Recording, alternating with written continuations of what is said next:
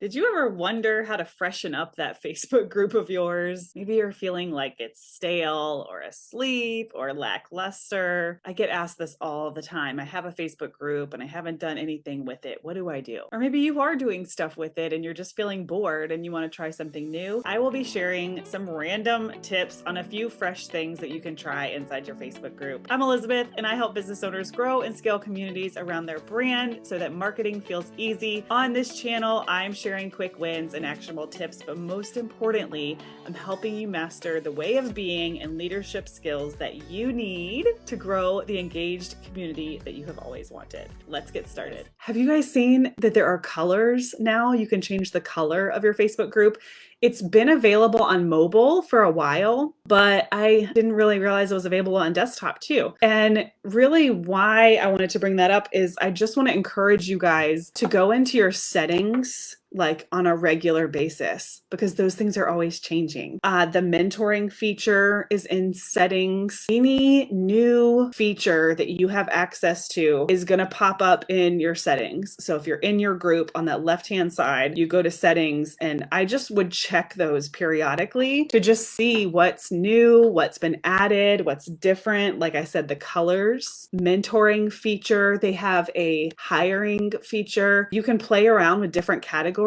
So mine is general, but I was actually thinking of switching it over. There's one that's like education where you can have the guides. And then there's another one that is media that said it's easier to do reels and add photos. So I think that is new. You might have access to something that could be beneficial. They're adding stuff all the time and they're changing stuff all the time. If you're going to use the guides feature, just continue to add new guides and label them properly, rather than go through and edit old ones. Figure out what works for you. Another thing that I think we can do in Facebook groups, double dip, or whatever they say, leverage content, streams a live show into his group, and then he's actually using that as his podcast interview. That way you're giving an experience to your members in the group, but then you're also using that content somewhere else that's going to help with cold traffic and driving people to the group, providing longevity to content, because the reality of it is we are all creating amazing content. It gets lost in the shuffle, and we want to be able to, like 2-3 months later, re-push that content out so that more people can have that experience. Our Facebook groups, it's not about how much we post. How can we create posts that have longevity? The post I did last week asking you guys to swap and pitch each other's podcasts, rather than like post that same thing every week, I'm just going to point back to it like once a month or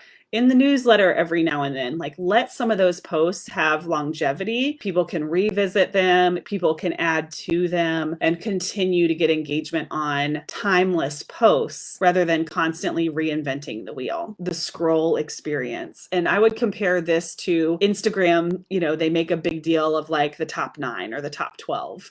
So inside your Facebook group, I want you to think about your scroll experience. So if someone's just going to scroll very briefly in your Facebook group, what kind of experience are they having? I've shared about rotating the kind of content that they like. So the text boxes, a GIF, branded content, and then your face or video in some way. When you get someone that's visiting the group or they're getting their first impression and they're scrolling, it's not just like branded. It's like this well-rounded experience. So just like we do on Instagram, we want to do the same thing in a Facebook group. It just looks much different because it's conversation after conversation after conversation. Emailing your Facebook group. So if you have a segment or an email list that cohabitates with your group, just emailing them and reminding them of the amazing things that are happening in the group. And that gets people like clicking directly to the URL inside the group. And it's another way to get more longevity out of the content that's already there versus trying to constantly create new content. And it's so easy. Like, you're just reminding people of the amazing things that happened in the group, and you're linking directly to it so that they can jump in. Oh man, they talked about pitching podcasts. I better get over there. right? Another thing that's kind of new is the way that they're doing the announcements or the featured. Some groups it says featured, some groups it says announcements. And I'm seeing a trend. This is a really, really good place to put branded content because it just looks so good. There's some groups that have the announcements at the top, and please keep those updated. It drives me nuts when I go into a group and they have a pinned post from 2019. Unless it's an intro post, that's fine. Those look really good branded because it makes a carousel effect like you have on Instagram. That's a really great way to create a nice branded jump out at you kind of